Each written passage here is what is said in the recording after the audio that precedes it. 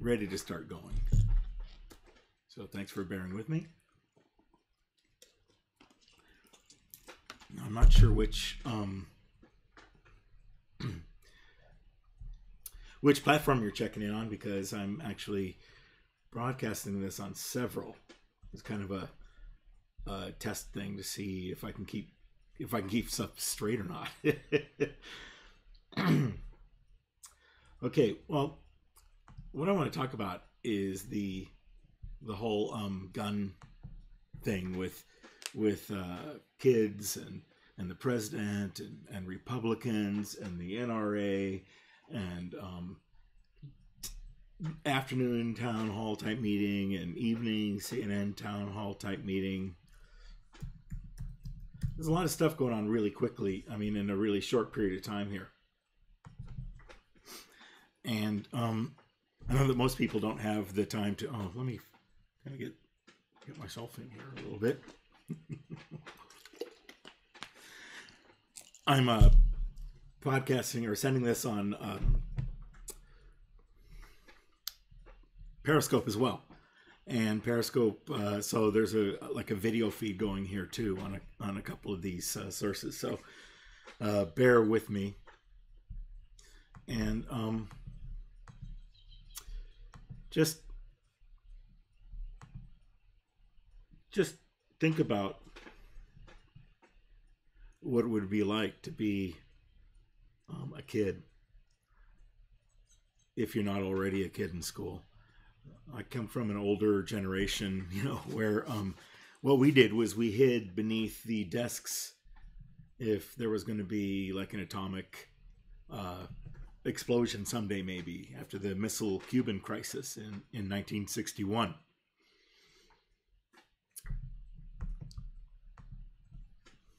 Here we go. I missed one. I missed starting one of the devices, and that's the one that allows call-ins. So kind of a messy start today, but that's how it is. Now,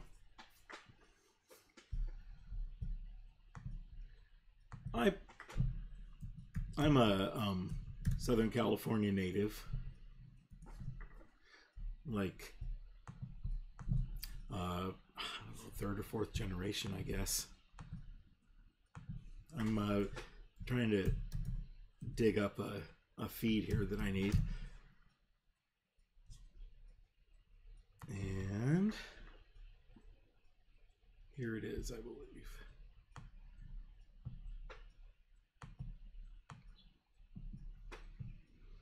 All right. Kind of making a mess of everything.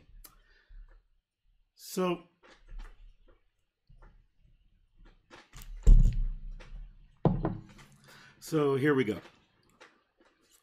There was a school shooting, another school shooting last week, and it was at a high school in Florida. And Stoneman Douglas High School in Florida. And it was really scary for all the kids there, as you can imagine. 17 young adults were killed that day, and others injured, some pretty severely. I'm thinking of one young man who was blocking the door and was shot 5 times through the door while he was protecting his classmates. And there are all these stories that these kids have. And I say kids, they're young adults, they're kids. It's both. They're at school, and school's supposed to be a safe place, right? I mean, it's like a second home to kids. It must be 1:45 something or other time-wise. So you want to be safe, and you want your kids to be safe, or you want to be safe. You want schools to be a safe place where young adults can learn and explore, and it's not a place like a prison where they should be afraid and as bad as it is now, it might be worse if they were um, putting this like turning schools into prisons, and that's one of the things that they're talking about right now. And they, who are they? I guess it's a combination of the NRA and the Republicans in Congress, and the people that aren't Republicans just don't seem to matter to the people who are in power right now. So the NRA thing, the whole gun thing is really bad. If 17 kids get killed, the world is aghast. This time things are different, and what's different is these young adults, these poor kids, hustle themselves some buses and head up to the state capitol to talk to the legislature about some gun legislation that the legislature was going to vote whether they should even think about or talk about this pending gun legislation. And so these kids, riding buses for 7 hours to get up there, and they show up and the rat bastard Congress. See, I'm getting emotional now. Their local government there just didn't want to talk about it. They didn't want to even think about conversing. They didn't talk to these kids or take them into consideration before they, who are standing there in the galley, some of them, who were aghast when their representatives right there just decided that they wasted their time. All these kids, hundreds of young adults, wasted their time and effort coming up to even bother to talk to. Now, there's already pending legislation that they were gonna not ever vote on anyways, but the kids, the young adults, the people that witnessed this massacre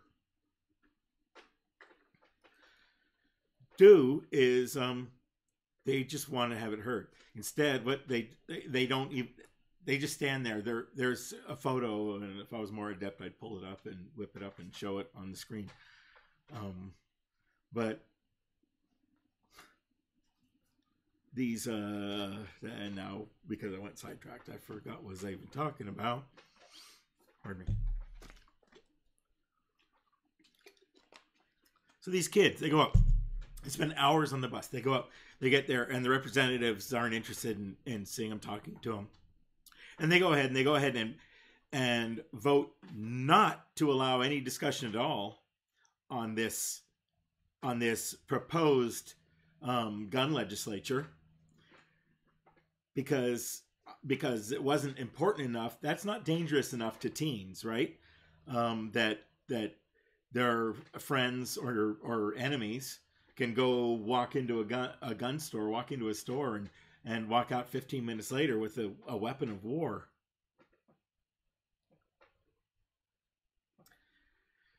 Because that's not dangerous to teenagers enough for their consideration or time, even while teenagers rode hours up to see him, right? Nope, not interested. But you know what they were interested in? They were interested in passing legislature to say that pornography is dangerous for teens. I swear to God, you can't make this up, right? The same people during the same session of the same day, while teens were looking on and traveling hundreds of miles to see them,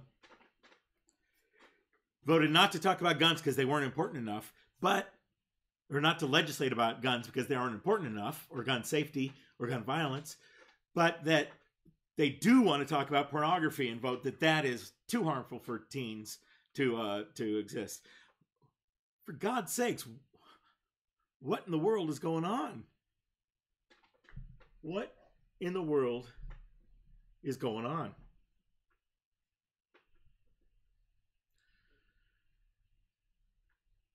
Oh,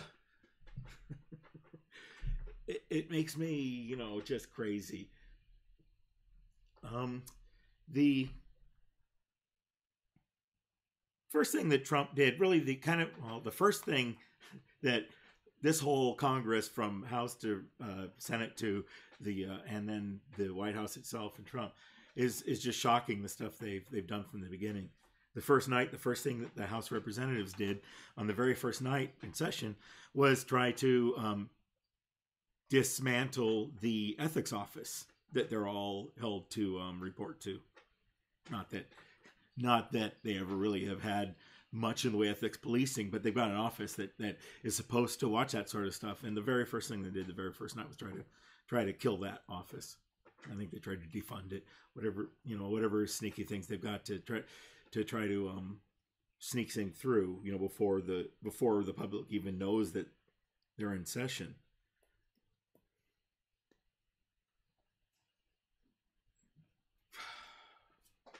It's just too much to think about sometimes. The point I was getting to I was going to talk about Trump, and one of the first executive orders he did very early on was kill an Obama era rule that talked about adding those who have been adjudicated mentally to have mental problems or domestic violence to be added to the national database. And that was all being worked on. And one of the first things that they did was Trump rescinded that order and made it legal and possible to get guns, even if you've been adjudicated mentally ill or have had problems with it before. I'm going to rearrange my camera here because I just realized that I can't see. Oh, there it is. Okay. So look, your comments are going to be about 5 seconds delayed if you make comments, because that's what's going on in my world here. Trump's a problem. And what the problem is that Trump, a couple of years ago, on 2016, there's a tweet where he says that he accuses Hillary Clinton of accusing him of wanting guns in classrooms.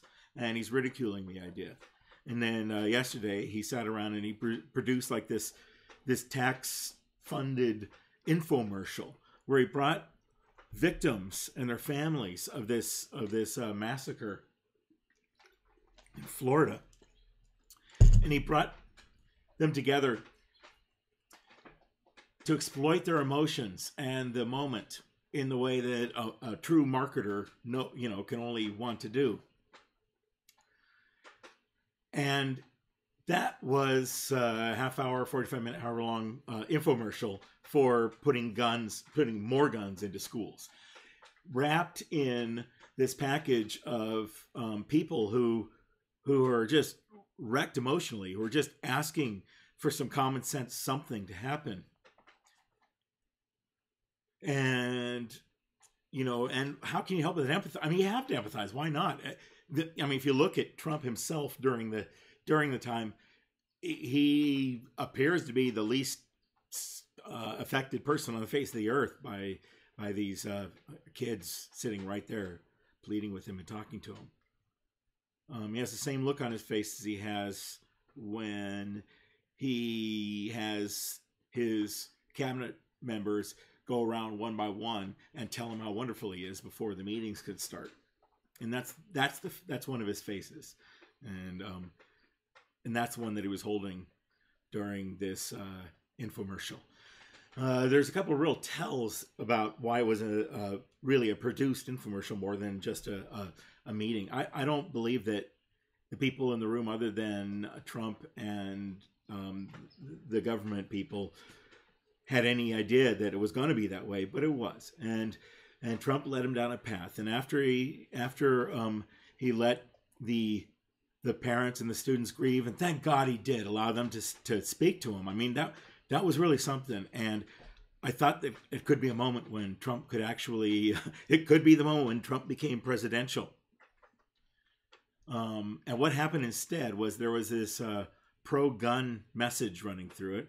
And it even came to a point where he asked, there was this real stage moment where he asked, do any of you have an idea what we can do that might be able to help? and he looks, and the father who'd lost, I believe Meadow was his daughter's name, pipes up.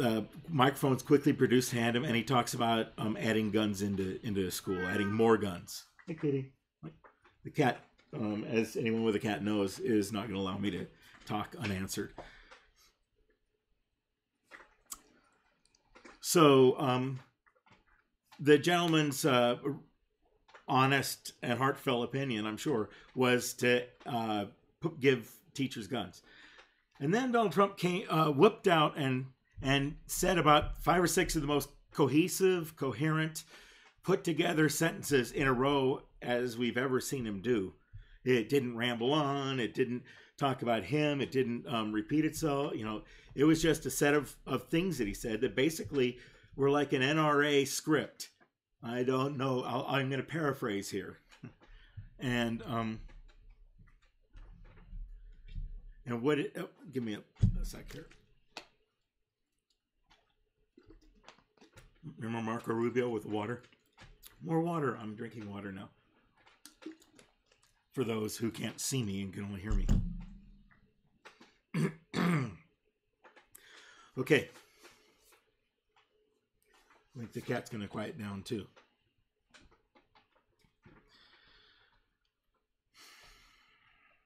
So, more guns. And then Trump says some stuff like, well, if 20% of the teachers were armed, then statistically this would happen, and all we'd have to do is you know, and he had this whole little plan about what to do, and it was the only time that any of us have ever seen him actually have a plan on what to do instead of waiting to see. You wait to see, you'll see. Just wait, you'll see. That's what he usually is. And everything's on the table. Everything's on the table. I got the best ideas, but I want to hear your ideas. Now, that was actually, he did that yesterday in that infomercial thing, which was something I applaud him for. Look, he showed up and he had those people sit there, and that had to be the most horrible, uncomfortable thing that he's ever dealt with. I mean, you know, in a long time, because apparently he does, you know, feel for kids that are hurt. They may have done better by, you know, taking him to the morgue, because that would have really affected him. But you know, I digress, right? I don't know if anyone, I'm just watching for if there's any comments here, or I don't think there are any chats going on the YouTube thing either. No, I sure don't.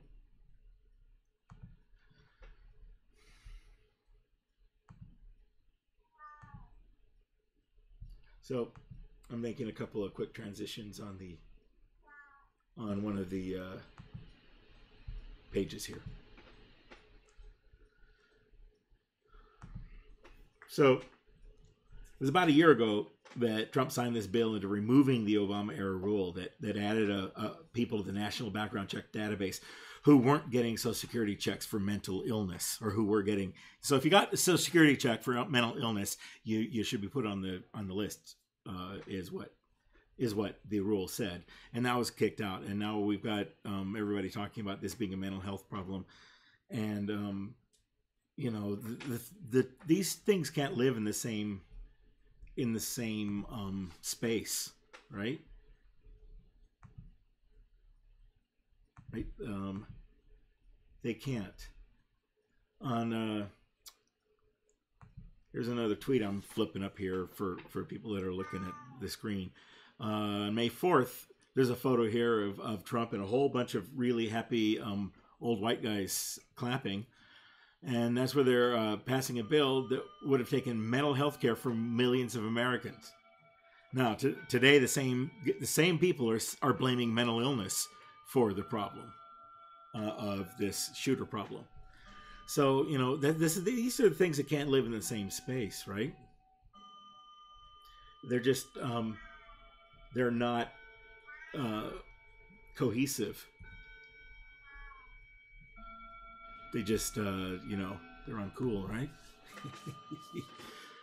Now, after that infomercial yesterday, I had real mixed emotions about it, real mixed feelings about it, because he had, got to give Trump credit. He sat there and let people say things that were less than positive, implying that he was responsible. Although I thought they were pretty careful not to say he was actually responsible for anything, but just to say that he could fix it now. And that's probably a really good way to handle Trump, right? So that actually looked pretty good, until all of a sudden it turned into this let's put more guns in schools proposal. And then it all clicked into place. Oh, I see. And then I'm sure people in the room felt at that moment, in those moments, the same thing or similar to what I was feeling was, oh man, this is turning into a more guns instead of less guns in school thing. And they're right. And we were all right. Now, last night, there was a CNN forum. And the president and the governor of Rick Scott, the governor of Florida, and Marco Rubio, they were all invited to attend. It wouldn't have been a real happy room to be in. The National Rifle Association was invited to attend, and they showed up. The National Rifle Association sent Dana, that gal spokeswoman they've got. Dana Loesch. I'm going to destroy the name. It's coming out of memory. And God bless him, Marco Rubio showed up. And he has a lot more balls than the governor of Florida or the president, who did not show up for this nationally televised meeting to meet with these children / young adults who are way more eloquent, intelligent, clever, snappy, and witty than anyone in Congress. We have some hope, old folks. And young folks, you are the hope. And that's a really important message. So the guns. So today, so then they all talked, and basically it boils down to, I mean, it was good. I'm lethargic for everyone involved that was there. People got to say what they thought. They got to ask direct questions to the NRA representative, and some uncomfortable questions. Because they weren't, all fans of the NRA in the room. Now, there are people in the room, I'm sure, that don't have a problem with the NRA, other than, there's people that don't even have a problem with the NRA. But they're learning right now why the NRA has a problem. And the NRA's real problem is the fact they're a really strong lobbying organization for gun manufacturers. They didn't start out that way. They started as a lobbying group for Americans who wanted to keep their Second Amendment rights intact, and it was a membership where you paid membership to be a member, and they had a magazine, and it kind of told you about what was going on. And there was, and you knew that they were lobbying in government to make sure that that guns weren't illegal. As a much more general thing then, I guess. And they,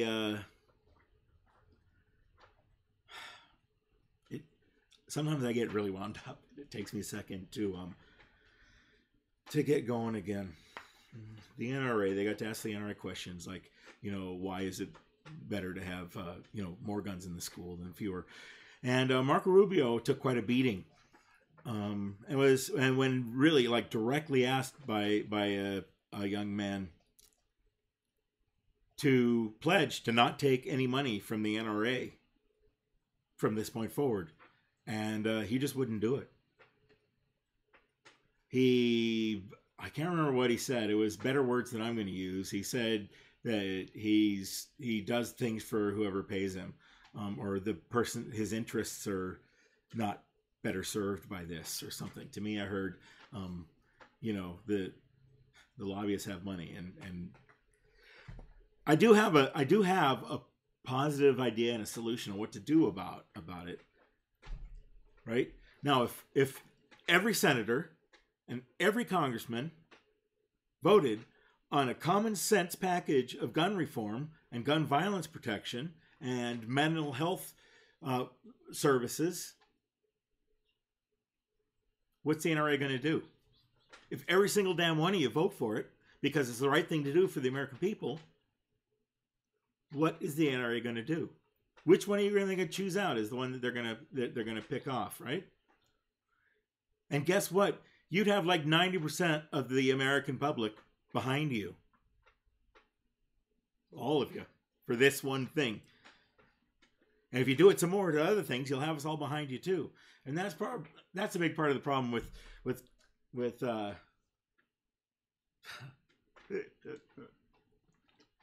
was going to go into Trump again.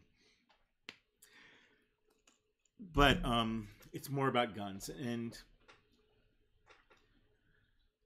gun laws and gun safety and the way that Republicans pretend like it's not a real thing and that laws don't help. I always think it's crazy when a congressperson says, well, laws don't help with anything. You wonder what the hell you have a job for then, right?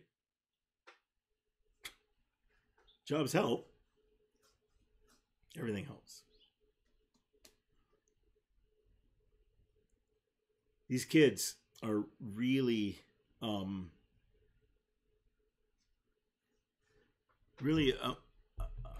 handling this in a very adult, emotional way, or non-emotional way. They're doing such a great job, and it's just amazing to watch their Twitter activity, to see them on television, to know that they're meeting with representatives, that they're able to embarrass their local representatives into meeting with them over the next few days after the governor refused to see him and they stood in his lobby and out his hallway chanting to just come out and talk to him. How the GOP has always been a really strong, ballsy party that stood for conservative values. I'm not talking about the crazy conservative stuff right now that they're doing, but I'm talking about basic conservative, fiscal conservatancy. Don't tax, no extra taxes. There's been this thing. They're like the rock that you could depend on being what they are, and they've gotten more and more like it since like the 80s. And it's come to the point where they become this hateful cult that tells all their members that everyone else that's not in part of their group, cult, party, hates them as much as the Republicans hate everyone else. And that's not the way it is. That's not how it works.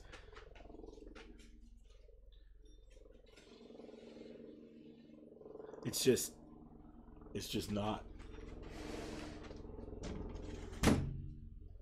The issue with having a funky studio is that you get all kinds of interesting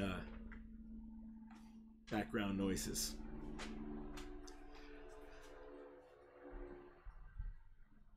So, students, NRA, and the Republican Party. And Donald Trump, he really doesn't care about much anything other than winning and making deals. The thing is that he doesn't make deals; he destroys deals. There have been several deals in a row there. He's just made deal, destroyed a deal, gone back and made a deal again.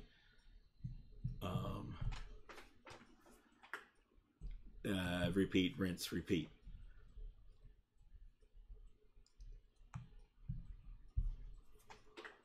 What would help? Why won't more guns help?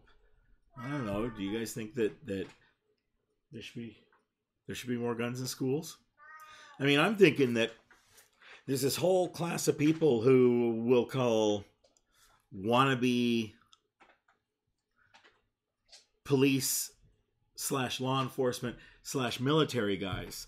And there's a whole cast of folks like that. And there's everything from the guy who won't exercise and doesn't care enough about the physical portion, or they can't pass the mental portion of the exams, or they can't or they just don't think like a cop needs to think, or they killed some kid with a gun at some point and got away with it, or they smoke marijuana or whatever it is that they're going to use. I think I'm going to shift gear for a second. Shift gears for a second.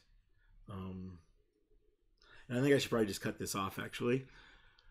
You can catch me. I'll leave things here. I'm on Caster, gaslighttoday.caster.fm. I leave a podcast there. And YouTube, priusjames@gmail.com. Or however YouTube works with that combination. And Periscope right here. I look forward to seeing some of you. To doing this some more and stuff. Right now, I'm going to take a nap. If I can get off this thing. There we go. Okay. Alexa, play Pandora. Getting the last Pandora station you listen to. Shuffle.